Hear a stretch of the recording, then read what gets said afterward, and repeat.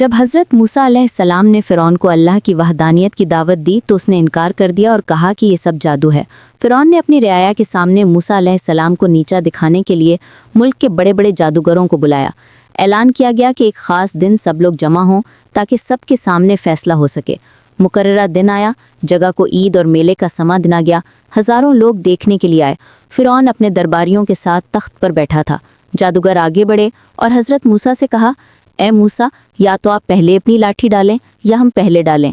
हज़रत मूसा अलैहिस्सलाम ने फरमाया, तुम ही पहले डालो। जादूगरों ने अपनी रस्सियां और लाठियां डाली तो वो सबके सामने सांपों की तरह हरकत करने लगीं। लोग डर गए और समझने लगे कि ये वाकई सांप हैं। ये मंजर देखकर हज़रत मूसा के दिल में भी घबराहट आई, लेकिन अल्लाह ने वही के ज़रिए फरमाया, ए मूसा, खौफ न खा, बेशक तू ही गालिब रहेगा। फिर अल्लाह के हुक्म से हज़रत मूसा अलैहिस्सलाम ने अपनी लाठी ज़मीन पर डाली तो वो एक बड़े अजदहे की सूरत इख्तियार कर गई और उसने जादूगरों के तमाम जादू को निगल लिया। सब पर वाज़े हो गया कि ये जादू नहीं बल्कि अल्लाह का मौजज़ा है।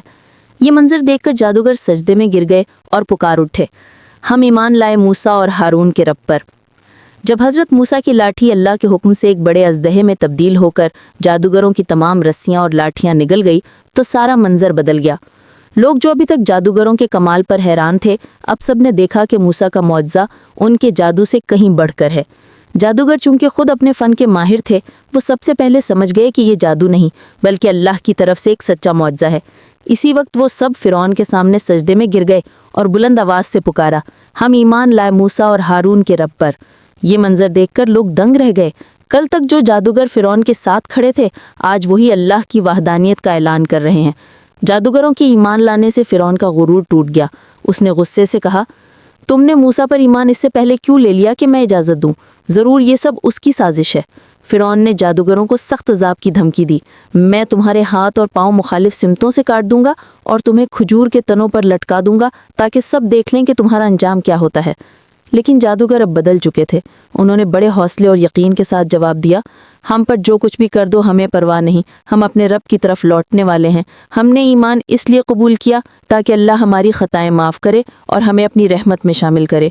ये ईमान की पुख्तगी और अल्लाह पर यकीन की एक शानदार मिसाल थी।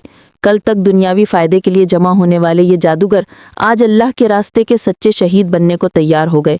फ़िरौन ने जादूगरों को ईमान लाते देखा तो उसका गुरूर टूट गया। उसने अपने दरबारियों के सामने कहा, ये सब मूसा की साजिश है। तुम सब ने पहले से मिलकर ये मंसूबा बनाया है ताकि मेरी सल्तनत ख़त्म हो। लेकिन जादूगरों ने ईमान की रोशनी पाली थी। उन्होंने बड़े सुकून और हौसले से जवाब दिया, हम पर जो भी इल्ज़ाम लगाओ, लेकिन हमें यकीन है कि यह अल्लाह ही का मौजज़ा है। अब हम किसी सूरत ईमान से पीछे नहीं हटेंगे। ये जवाब फ़िरौन के गुरूर को और बढ़ा गया। लेकिन ईमान वालों के दिलों में अब दुनियावी ताकत का कोई खौफ बाकी ना रहा। उनके दिल सिर्फ अल्लाह पर मुतमईन थे।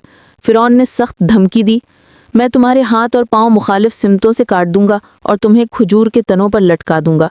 लेकिन ईमान लाने वाले जादूगर पूरी इस्तिकामत के साथ बोले, हम पर जो चाहे कर ले, तू सिर्फ दुनिया का फैसला कर सकता है, असल फैसला तो हमारे रब के पास है।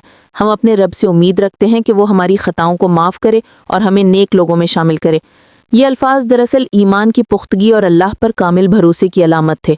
वो कल तक दुनिया के जादू से लोगों को बहलाते थे, लेकिन आज अल्लाह पर ईमान ने उनके दिलों को ऐसा मजबूत कर दिया था कि वो शहादत को अपनी सबसे बड़ी कामयाबी समझने लगे थे।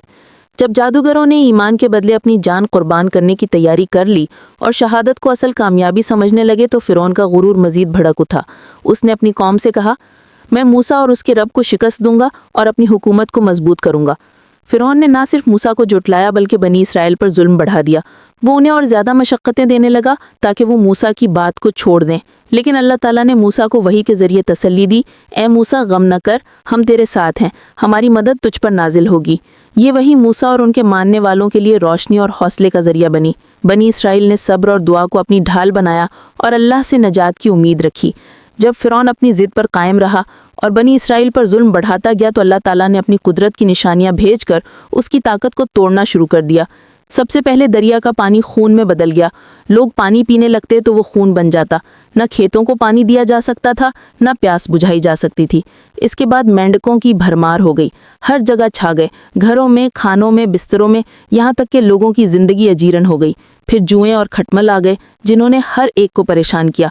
इसके बाद टिड्डी दल ने खेतों पर हमला कर दिया और सारी फसलें बर्बाद कर दी। یہ سب عذاب ایک کے بعد ایک نازل ہوتے رہے، لیکن فرعون اور اس کے سردار اپنی ضد پر ڈٹے رہے۔ وہ بار بار موسیٰ سے کہتے، ہمیں اپنے رب سے دعا کرو کہ یہ عذاب دور ہو جائے، ہم بنی اسرائیل کو چھوڑ دیں گے۔ لیکن جیسے ہی عذاب ہٹتا وہ دوبارہ اپنے وعدے توڑ دیتے۔